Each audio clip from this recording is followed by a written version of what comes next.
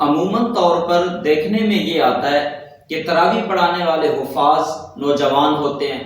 اب سوال یہ پیدا ہوتا ہے کہ کم سے کم کتنی عمر والے حافظ کے پیچھے تراویح پڑھنا جائز ہے؟ اس کے لیے احناف کے نزدیک امامت کروانے کے لیے بالغ ہونا شرط ہے۔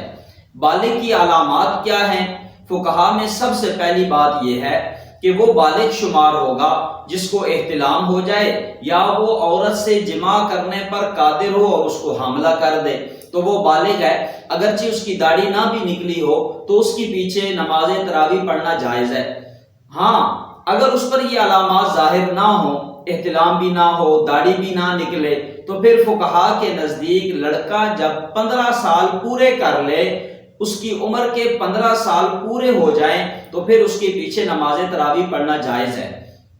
پھر ایک اور مسئلہ دیکھنے میں آتا ہے، کچھ حفاظ پورا سال داڑھی کاٹتے ہیں، پھر جب رمضان قریب آنے لگتا ہے 1-2 ماہ پہلے داڑھی کا بڑا سیوا کرتے ہیں، تیل شے لگاتے ہیں، کنگھی کرتے ہیں، داڑھی بڑھانے کی کوشش کرتے ہیں، محلے والوں کو مطمئن کرتے ہیں کہ اب حافظ صاحب نے توبہ کر لی ہے لہذا اب وہ تراویح پڑھائیں گے۔ ایسے حافظ کے پیچھے تراویح پڑھنا مکروہ تحریمی ہے، امامت جائز نہیں ہے، کیونکہ داڑھی کٹوانا ایک فسق ہے اور فاسق اور فاجر آدمی کو امامت کے لیے کھڑا کرنا گویا کہ اس کی تعظیم کرنا ہے، لہذا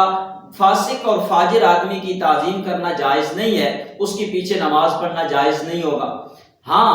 اگر حافظ صاحب کے بارے میں لوگ کہیں کہ انہوں نے سچی توبہ کر لی ہے تو فقہا نے اس کی صورت یہ لکھی ہے، پھر ہم کہیں گے حافظ صاحب کو اس سال آپ تراویح نہ پڑھائیں، آپ اس سال داڑھی کو پورا کریں، آئندہ رمضان تک ہم دیکھیں گے اگر آپ نے داڑھی پورا سال نہیں کاٹی اور اب آپ کی داڑھی پوری ہو رہی ہے یا پوری ہو چکی ہے، اب ہم دیکھیں گے کہ واقعتاً آپ نے توبہ کی ہے، کیونکہ توبہ ایک مخفی عمل ہے اور ہم ظاہر کے مکلف ہیں، تو ہم جب ظاہر کو دیکھیں گے کہ واقعتاً توبہ کے اثرات ظاہر میں نظر آ رہے ہیں، اب ان کے پیچھے نماز تراویح پڑھنا جائز ہوگا۔ اللہ تعالی ہمیں صحیح امام مقرر کرنے کی توفیق عطا فرمائے۔